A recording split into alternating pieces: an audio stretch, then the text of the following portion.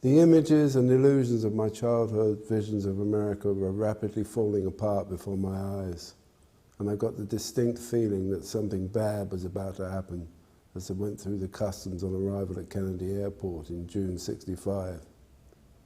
A big fat customs officer spelled it out. Are you a Beatle or are you a girl? I was about to have my first encounter with Americana. I smiled courteously at the big fat officer. That's right, I'm a girl, and so is my brother. As a result, we were nearly prevented from entering the States after all.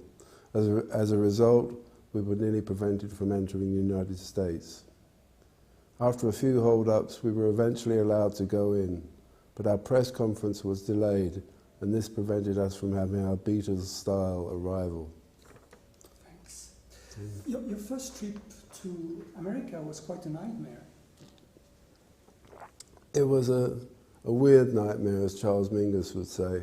It was not a nightmare, it was, as a child, I imagined America to be full of opportunity, you know, cowboys and Indians, good guys wearing big hats, bad guys wearing black hats.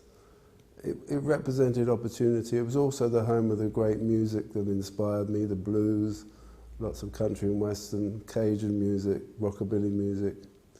So all that was shattered when I arrived in New York. Were the Kings unfitting to American culture at that time? Well, You Really Got Me was our first #1 record in England. It became a hit in America. And we were signed by an American label called Reprise Records, which was set up by Frank Sinatra. And we were the first young English band to be signed to that label. So there were big expectations. And I suppose a sense of behaviour. We were expected to behave in a courteous way, but we were just a load of oiks from North London. We didn't know how to behave, and I think our behaviour... You know, Mick, our drummer, said it was a mixture of bad management, bad luck and bad behaviour. Because English people, we're a small island, and we have this kind of tribal culture that is not apparent in America. And I think it was a lot to do with sensibility, sense of humour, style, culture, all these things, as well as a man trying to shoot me as a promoter and falling out with the unions in Nevada. Nobody falls out with union people in Nevada, and Hollywood, New York. So all these things combined together caused an American Federations Union ban on the Kings, which lasted for 4 years.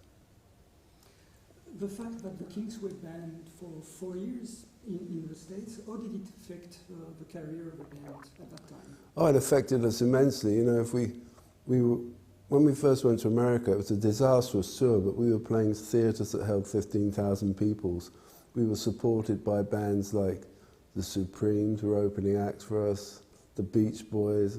The Kings were huge, and so not being able to perform there made us unknown, unwanted, unheard of. And we made all these records like Waterloo Sunset, Sunny Afternoon, Set Me Free, Village Green Preservation Society, and were unheard of in America, virtually, except for the hardcore supporters. But in a certain point, when you had your deal with Arista, the Kings became more an American band than an English one.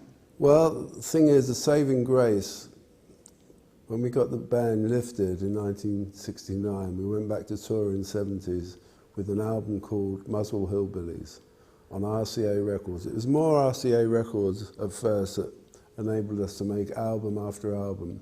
And we had to break the market by starting again because we went back in the 70s as the Muswell Hillbillies and we were a forgotten band, so we had to start again. And then in the mid-70s I signed to Clive Davis at Arista, who wanted us to be more commercial, to have crossover singles, and I wrote songs like Sleepwalker, Misfits, Rock and Roll Fantasy, then Low Budget, Destroyer, which became massive hit albums in America, and then ending with Low Budget and Give the People What They Want, which were phenomenal records and put us back to stadium status where we could play big arenas. So and the book, Americana, follows that path, that journey.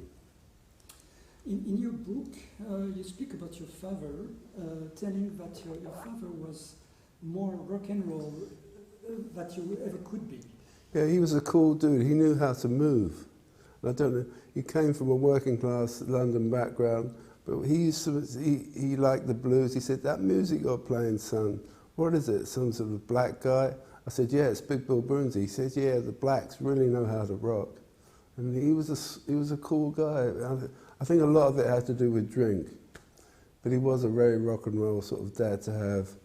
And we had fights. He accused me of being distant, disreputable. Why do you want to do this art? My dad wanted me to be a footballer, that's the thing. He wanted me to be a boxer. And I wanted to be a painter and write songs. So there was a kind of falling out. But in the end, he understood the Kinks more than we did. He saw the potential because Dad liked the music hall. He liked people like Max Miller, people dancing, playing banjos. He was a banjo player. So he was quite a rock and roll character. You come from a very large family. What was the musical background in your family? Well, it's not that large. It only had eight kids. I had 6 older sisters, and the nearest in age was 7 years to me. So there was tremendous difference in our age group. And I think what it was, I heard music that they brought into the house that someone my age wouldn't normally get access to. Bebop, jazz, early balladeers, Perry Como, early Tony Bennett, Frank Sinatra, that my generation didn't listen to. So as well as the music I loved and Dave loved, my brother, blues, rock and roll, country, I had access to all this great music of the past because of my sisters. So it's quite varied in our household.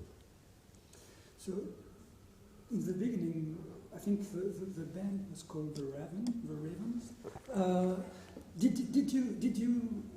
How did you realize that you had the skill to write songs? Because you were making just covers at that time. Yeah, I didn't think about... See, I wanted to be a painter, like this sort of painting. Well, not quite like this. This is an exhibit. By the way, we're in Conch Studios in London. And in Conch Studios, I have a little art gallery. And the current exhibition is quite interesting by Peter Harris. So that's why I'm sitting here. But my expectation of myself was to be an artist, to paint pictures. And writing songs was more a hobby. I remember when I wrote Tired of Waiting before You Really Got Me, but they were both similar chords. And I was about 15 when I wrote Tired of Waiting for You as a hobby song. But when the Kinks started, Dave wanted to do covers of John Lee Hooker songs, and I loved John Lee Hooker, Chuck Berry, all the usual suspects of R&B.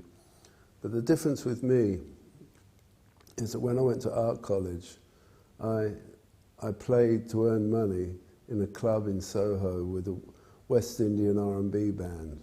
And I was just a guitar player.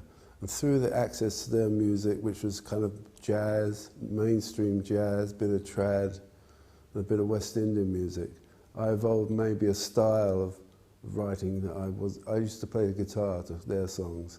When it came to writing songs, I had that kind of jerk flavour to it, which I later, after that experience, injected into You Really Got Me and All Day and All the Night. So it was a process of experience more than an actual attempt to write songs. And the songs they wanted us to write and sing were like Beatles covers. Beatles are a great band, but I've got nothing against them, but some of the songs we had to cover were appalling copies. And in your mind, You Really Got Me and All of the Night were blues songs. I thought, this song, You Really Got Me, You Really Got... See, I love Big Bill Broonzy and John Lee Hooker. I thought I was writing something they could sing, but as I said in the book, I'm a honky. I don't look like a blues man. I'm a honky from North London, so I know nothing. But in a strange way, Dave and I thought we were playing a blues song, You Really Got Me. And it gave it that exclusive sound with a backbeat. So I still think All Day and All the Night and You Really Got Me blues songs, even though they don't fit into the genre literally, technically. like my contemporaries who study the blues, man, Chicago blues. They know how to woo. I don't do none of that shit. Leave that to the impersonators. Muswell Hillbillies is a real blues and jazz album. And I think Muswell Hillbillies was a modest attempt to Americanize our music. You know, things like Uncle Son. 20th Century Man is uniquely London. It starts off with a cowboy guitar intro, then goes into this stomp. And it's about anger, frustration. You know, at that time in the 70s, London was being knocked down. The post-war demolition of London was starting. And my family were from one of those areas, Holloway. And if you look at the artwork of Muswell Hillbillies, it's us standing in front of an old building that's about to be demolished. That was my heritage being demolished. And in the bar, there's a shot of us on the cover in a bar, standing in the bar my father used to go to. So it's a protest album about urban redevelopment more than anything else. And I use the analogy of Muswell Hillbillies to use it to people to understand that it was about the Beverly Hillbillies who were discovered in one and transplanted to another part. It's about heritage and transplant. But I think one of my proudest songs, I'm so proud of Muswell Hillbillies as a record. But production, I could have been better on the production, and I still want to remix it one day. But you know, I'm still waiting to do the vocal on Sunny Afternoon again, so I'm a perfectionist. But Muswell Hillbillies starts with that, and you know this guy has got a message and he's angry, because I write for a character.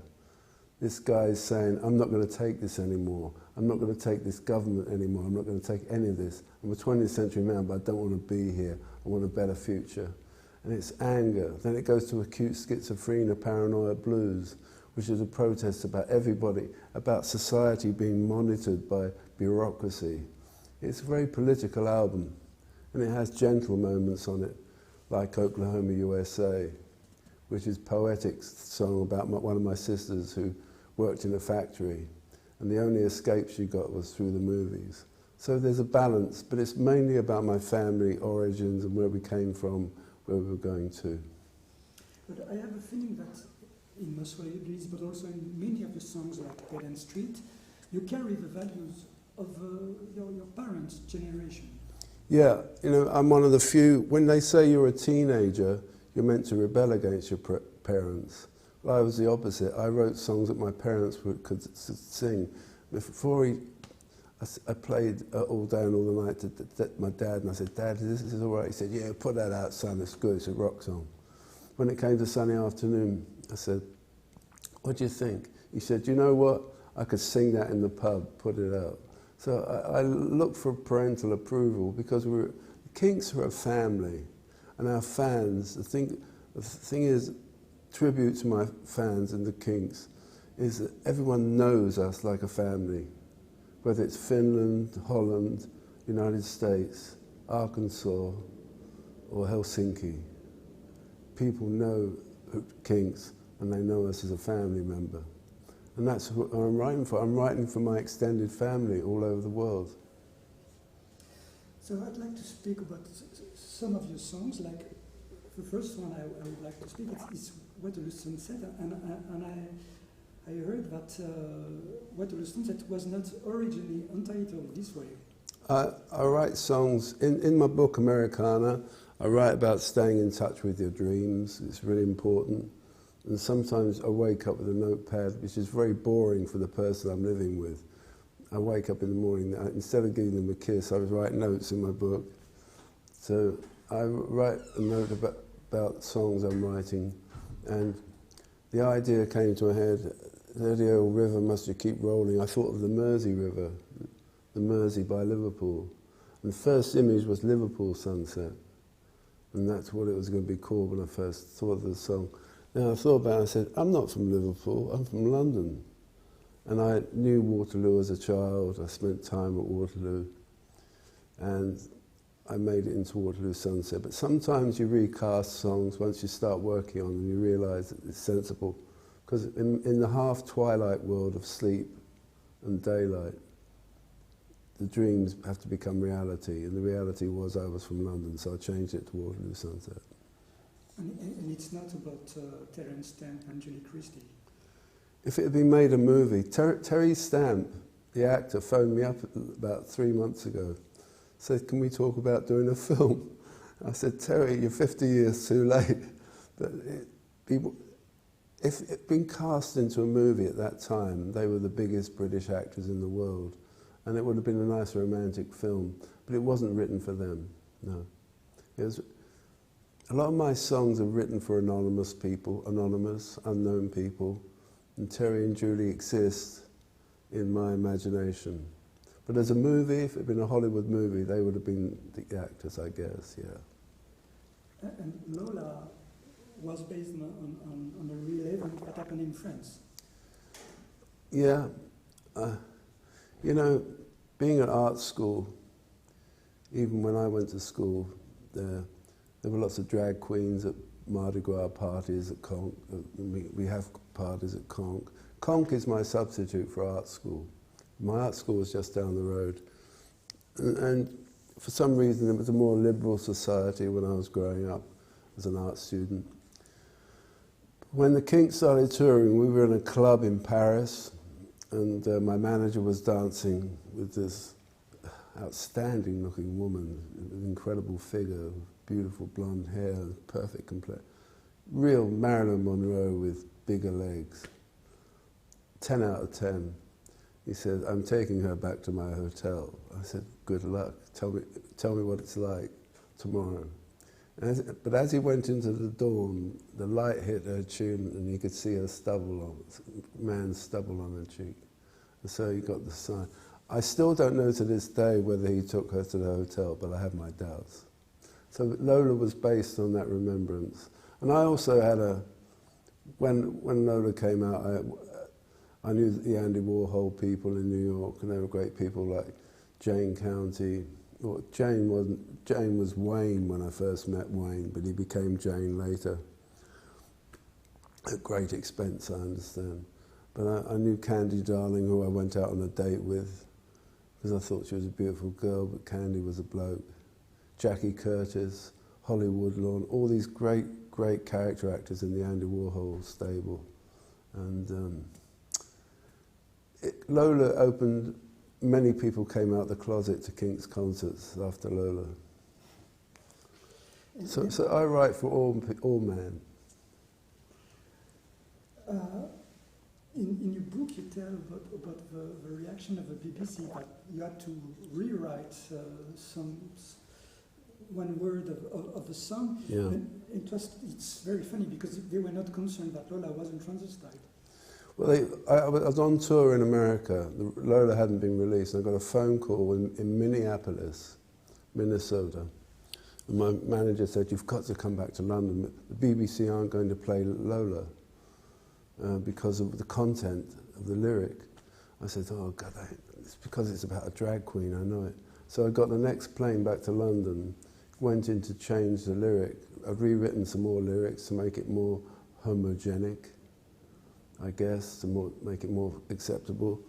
And I said, what do they want me to change? And they said, it's the word Coca-Cola. They think it's advertising. So I changed it to Cherry Cola and got the next plane back. The BBC had strict rules about advertising. I could say the name of a soft drink on a record, but they forgot to understand and listen to the lyric enough to realise it was about a transvestite experience. So it's kind of charming in a respect, the kind of innocence of the BBC allowing that. But the record was banned in Australia. It was banned, it went to #1 in Australia, but Lola was banned. And the experiences, and they all say there are no gays in Australia. Don't you believe it for a second? There's a lot of cinema in your work, in your songs, like Celluloid Heroes, but also you did direct one film and also documentary film about Mingus. Yeah, but you did return to Waterloo. Yeah. What kind of experience? You know, Return to Waterloo was a film that ended up about commuters and people in England. I was commissioned by Channel 4, which then was a new experimental station to write the first music-driven narrative film. But I wanted it to be a slasher movie.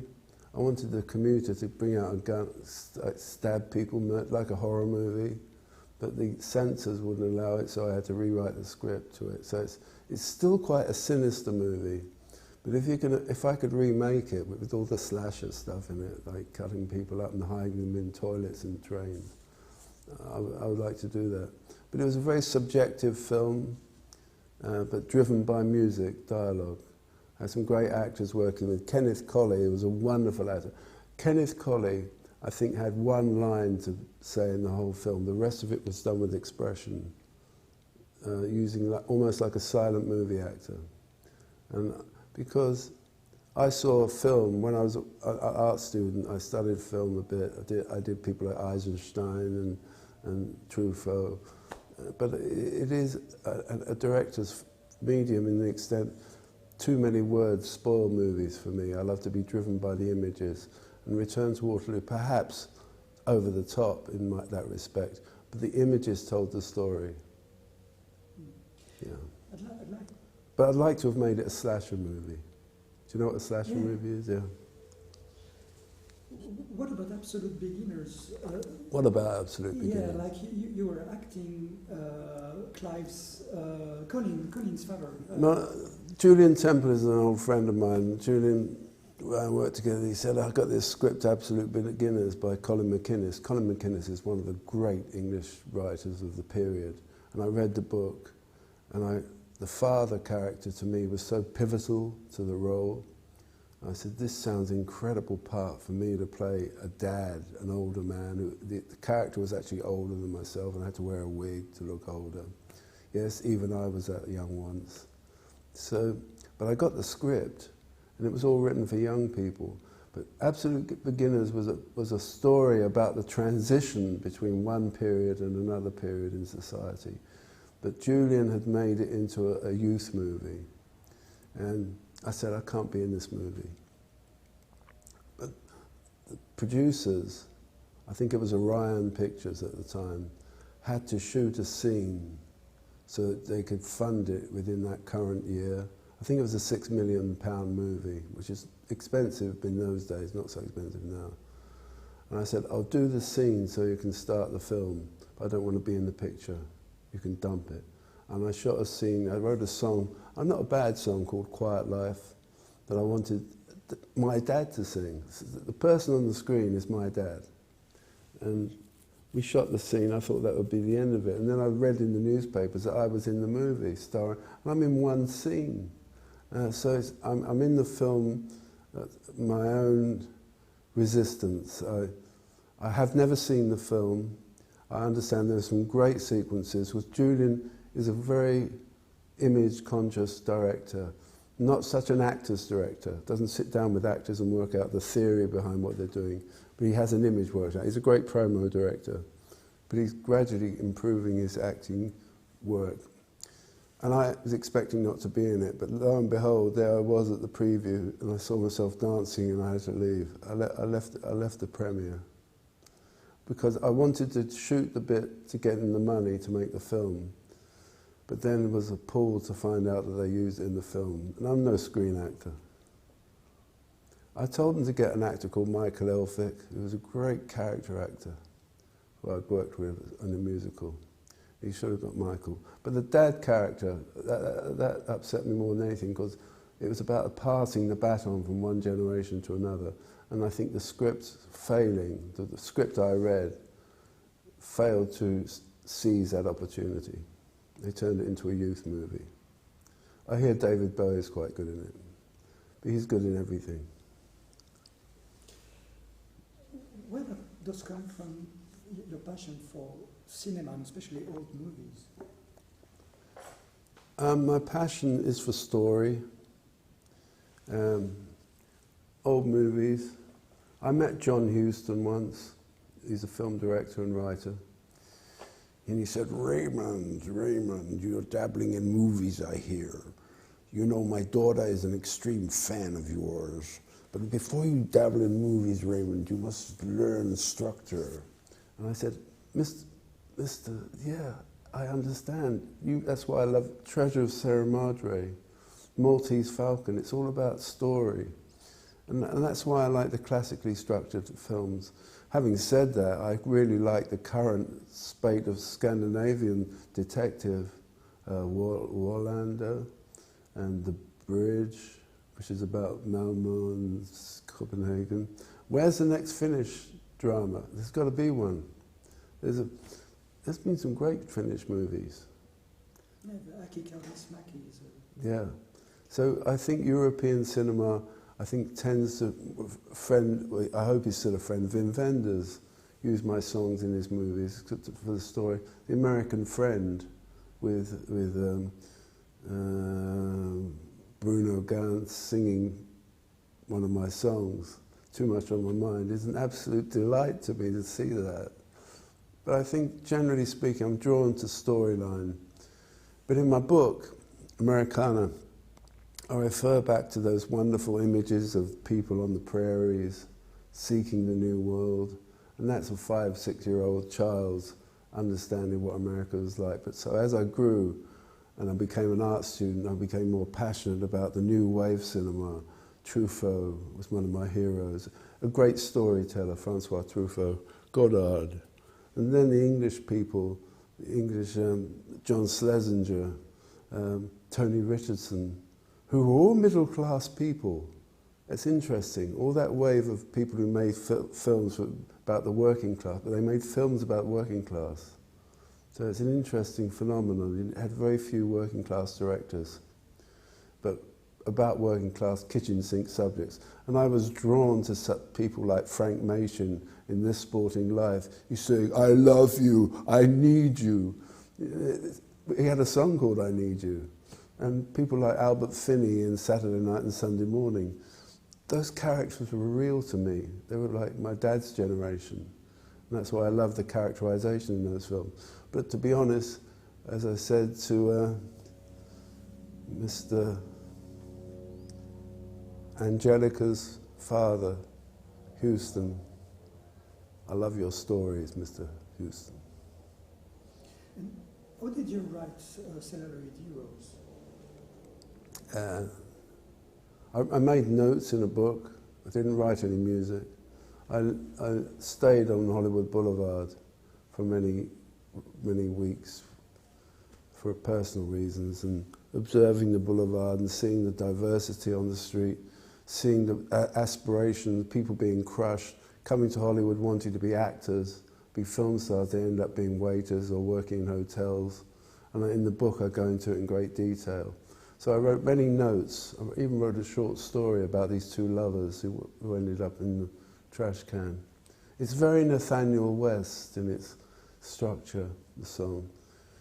And I wrote the music in London in front of my daughter, who was 2.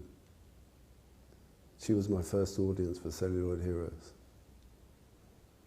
So I put the two together, made the record, flew to America. And in the book I describe how I worked overtime, but very tired, leaving the studio, flew to New York on the Concorde, which is a supersonic jet, fell asleep on the Concorde, got off, delivered my tapes, and someone said to me, you know who you've been sitting next to on the flight?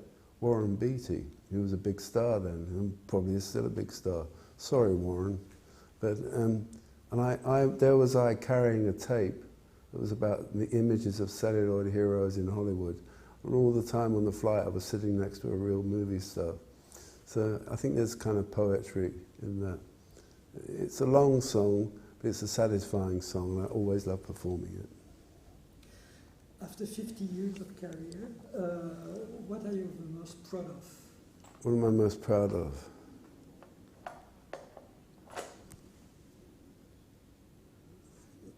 My dad actually liking my music. Because as I said, I wrote many songs, Dead End Street, Sunny Afternoon. And even after my father passed away, I wrote songs for him, Working Man's Cafe, Other People's Lives. He understood, Is There Life After Breakfast, on the more recent albums. And it's finding I always wrote songs for myself, and the thing that endures within me is realizing there's an audience out there that likes them as well. And that was a tremendous shock to me. I thought all the songs I wrote were just for me. But Waterloo Sunset belongs to everybody. And that's the biggest achievement, to make and to carry that base of people, the fans who understand, like the worldwide family of Mr. Davies. He has a worldwide family, and they're like brothers and sisters to me, my supporters. I don't call them fans, I call them supporters. So there you have it. Do you think like you haven't done anything with your brother, with the Kings since 96 or 97? Yeah, but you know, I did some recording with him in 2003 at my house on a hard drive, so I've got that in my sleeve. But I was playing a new song the other day, and I thought, you know, Dave would play that really well. So when he comes back to England, I'll get him in the studio and I'll con him into doing something. He's easy to fool. I can beat him at anything. Do you think that there's going to be one day a new Kings album? We've already got 2 albums worth of unreleased material. We could finish that. This is with Dave and Mick playing on it with the rest of the band. And it's whether or not I want to spend my life doing that or have a real life. Dave said he's got some new songs. I've got some new songs he could play on. It really depends if the two come together. It's so hit and miss. Who would have thought? You know, when I played in that Jamaican R&B band all those years ago, I didn't know Dave was forming the band and starting to play with Peak Wave. So it'd be a collision of ideas. If the ideas are good and hot and positive, anything could happen. Who knows? It's the unanswered question at this point. Okay, I think we stop here. Yeah, okay. Good question, man. Thank you. Was he